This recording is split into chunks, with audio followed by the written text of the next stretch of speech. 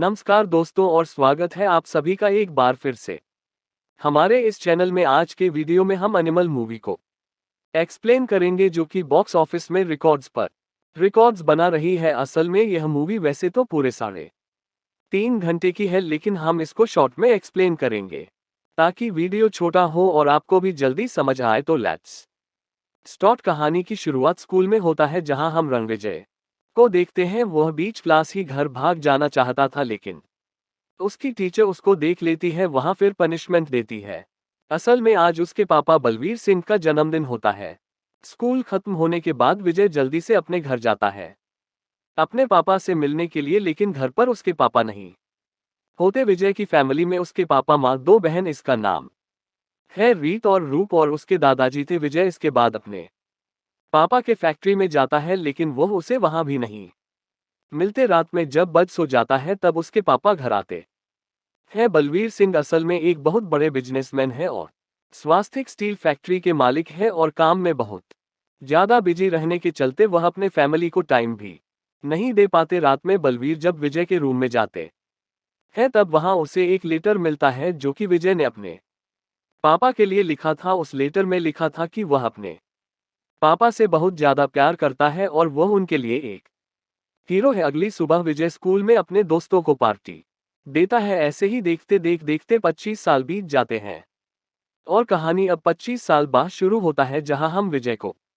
देखते हैं जो कि अपनी एक स्कूल फ्रेंड गीतांजलि के शादी पर आया था। विजय स्कूल टाइम से ही गीतांजलि को पसंद करता था, लेकिन कुछ फैमिली प्रॉब्लम के चलते विजय के पापा उसको बचपन में ही अमेरिका भेज देते हैं। वह शादी में आके विजय गीतांजलि से कहता है कि तुम्हें इस लड़के से शादी नहीं करना चाहिए, तुम्हें तो एक अल्फा मेल से शादी करना चाहिए जो तुम्हारे लिए बना हो। गीतांजलि विजय के बाद से इम्प्रेस हो जाती है और उसे भी यह लगता है कि उसे शायद यह शादी नहीं करना चाहिए। सीन फिर बलबीर सिंह के सीक्रेट बर्थडे पर शिफ्ट होता है, जहां हम बलबीर, उसके पापा और विजय को देखते हैं जो कि साथ फोटो क्लिक कराते हैं। इसके बाद सारा परिवार एक साथ फोटो खींचवा है। विजय की जीजा वरुण उससे पूछते हैं कि यहाँ पर सबने पापा को कुछ ना कुछ गिफ्ट किया है, तुमने उन्हें क्या गिफ्ट दिया? कहता है कि मैंने पापा को अपने बाल गिफ्ट किए हैं क्योंकि उनको मेरे छोटे बाल पसंद है। बलवीर विजय से कहते हैं कि तुम लंबे बाल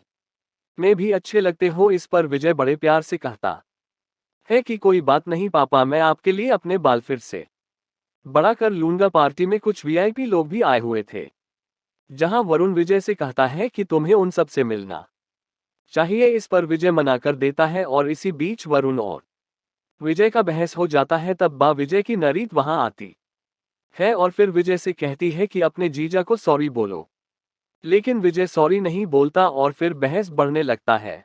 तब एक द एंड में बलवीर वहां आते हैं और फिर विजय को बहुत हाड़ी कोटी सुनाते हैं। कहानी एक बार फ्लैशबैक में जाता है, जहां एक दिन विजय के बहन को कुछ लड़कों ने छेड़ा था। विजय अपनी बहन को लेकर चलते क्लासरूम में घुस जाता है, जहां वह सबसे पूछता है कि कौन वह लड़का है जिसने उसकी बहन को छेड़ा है। वह में सारे लोग विजय का मजाक उड़ाने लगते हैं। इसके बाद विजय एक गन लेकर क्लास में आता है। इसको देखकर सारे बच्चे डर जाते हैं। तब एक लड़का बोलता है कि जिस लड़के ने ये काम किया है वह आज लंच के बाद ही घर चला गया है। रास्ते में विजय जब जा रहा होता है तब उसे वही लड़के मिलते हैं जो कि उसके बहन को छेड़ा था। विजय अपनी गाड़ी से उनका पीछा करता है और फिर उनको ठोक कर वहां से चला जाता है। बलबीर को जब ये पता चलता है तब वह विजय को थप्पड़ पर थप्पड़ मारते हैं और अपनी वाइफ से कहते हैं कि हमने एक क्रिमिनल बेटा पैदा किया है। यही कारण है कि बलबीर फिर विजय को बचपन में ही अमेरिका भेज देते हैं। कहानी अब एट प्रेजेंट में शिफ्ट होता है, जहां विजय अपने पापा से कहता है कि मैं आज ही अमेरिका चला जाऊंगा। उसी वक्त गीतांजलि वहां विजय से मिलने आती है और उससे शादी की बात करती है। विजय गीतांजलि को अपने पापा से मिलाने के लिए लेकर जाता है, लेकिन बलवीर उन लोगों को कुछ खास ध्यान नहीं देते। तब विजय गीतांजलि को लेकर अपने प्राइवेट चॉपर में अमेरिका की ओर निकल पड़ता है, जहां बीच रास्ते में ही वह लोग हिमाचल में उतरते हैं और शादी कर लेते हैं। टोरी फिर 8 साल बाद शिफ्ट होता है, जहां हम एनिमल को देखते हैं जो कि विजय का सबसे खतरनाक लुक है। वह अपने कुछ गार्ड के साथ एक मीटिंग हॉल में जाता है और वहां जाकर सबको मारने लगता है। ये गार्ड्स और कोई नहीं, बल्कि उसके कजन भाई लोग थे। वह विजय वरुण को जा से मार देता है। यहाँ हॉल में सब लोग के साथ एक असरार नाम का आदमी बैठा होता है जो ये सब होते देखता है, लेकिन वह कुछ भी नहीं करता। कहानी अब दोबारा फ्लैशबैक में जाता है, जहां हमें ये पता चलता है कि विजय आखिरकार 8 साल बाद क्यों वापस आया था। असल में बलबीर जब एक दिन गोल्फ खेल रहा होता है, तब उस पर दो लड़के हमला करते हैं और गोली चलाते हैं। बलबीर तो किसी तरह बच जाता है, लेकिन विजय को जब ये पता चलता है तब वो वापस इंडिया आता है, जहां वो सबसे पहले आके अपने पापा बलबीर से मिलता है। मिश्रा अंकल, जो कि बलबीर के बहुत अच्छे दोस्त हैं, वह विजय को बताते हैं कि यह हमला पहले भी हो चुका है और इधर फैक्ट्री में वर्कर्स काम करना बंद कर दिए हैं। विजय तब फैक्ट्री जाता है और उन सब से कहता है कि वह उसके पापा का बदला जरूर लेगा। तब आप सब लोग अच्छे से काम करिए। इसके बाद सारे वर्कर्स मोटिवेट हो जाते हैं। विजय इसके बाद अपने दादाजी के भाई दलबीर से जाकर मिलता है, जहां वह कहता है कि उसे उसके भाइयों की अब जरूरत है, क्योंकि वह अपने पापा के लिए किसी बाहर वाले पर भरोसा नहीं कर सकता। उसके सारे भाई इस चीज के लिए राजी हो जाते हैं। विजय इसके बाद अपने पापा बलवीर जैसा एक डुप्लीकेट आदमी को लाता है और उसे बलवीर जैसा बनाने की कोशिश करता है, ताकि किसी को ये पता ना चले। एक दिन जब वह डुप्लीकेट आदमी अपने फैमिली से मिलने जाता है, तब असरार उसको असली बलबीर सिंह कर मार देता है। इधर वरुण को जब ये पता चलता है कि वह डुप्लीकेट था, तब वह असरार को कॉल करता है और ये बताता है कि असली बलवीर सिंह तो अभी जिंदा है। असरार कहता है कि मैं विजय को मारूंगा और बलबीर को मारने का काम आप तुम्हारा। इधर वरुण का फोन ऑलरेडी हैक था, इसके चलते विजय सारी बातें सुन लेता है और तब वह अपने भाइयों के साथ चलते मीटिंग हॉल में जाकर वरुण को जान से मार देता है, जो कि हमने पहले देखा था।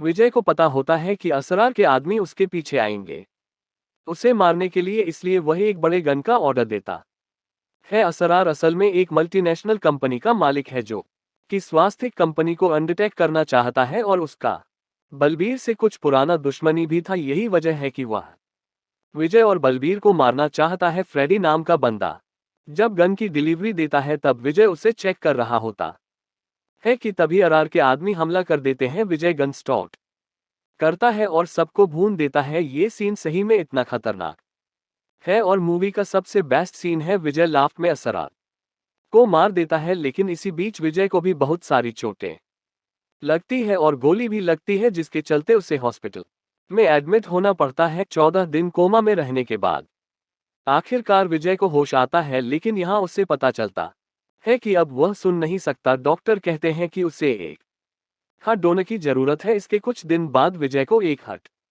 डोनर भी मिल जाता है। डॉक्टर कहते हैं कि उसे 3 महीना ड्रिफ्ट करना होगा। विजय अपने भाइयों से कहता है कि असरार के पीछे और कौन कौन है ये पता करो। इसी बीच विजय बिल्कुल मोटा हो जाता है, लेकिन 3 महीने के बाद वह फिर से अपना बॉडी वगैरह बना लेता है और एक दिन वह घर के गार्डन में नंगा ही घूम रहा होता है। ये देखकर ऐसा लगता है कि मानो वह पागल हो गया है। सीन फिर स्कॉटलैंड में असरा के भाई अबरार के ऊपर शिफ्ट होता है, जहां वह अपनी तीसरी शादी कर रहा था। अबरार असल में गूंगा है, इसलिए उसका छोटा भाई आबिद उसके बातों को ट्रांसलेट किया करता है। असरार का आदमी आकर बताता है कि वह मारा गया है, जहां गुस्से में आके अबरार उसको ही मार देता है और अपने तीनों बीवी के साथ मिलकर सेक्स करता है। अबरार अब ये प्रॉमिस करता है कि वह विजय और उसके बाप को मारकर ही रहेगा। इसके बाद हम जोजा नाम की लड़की को देखते हैं, जो कि विजय से मिलने आती है। वो उसको बताती है कि तुम्हारे पास जो दिल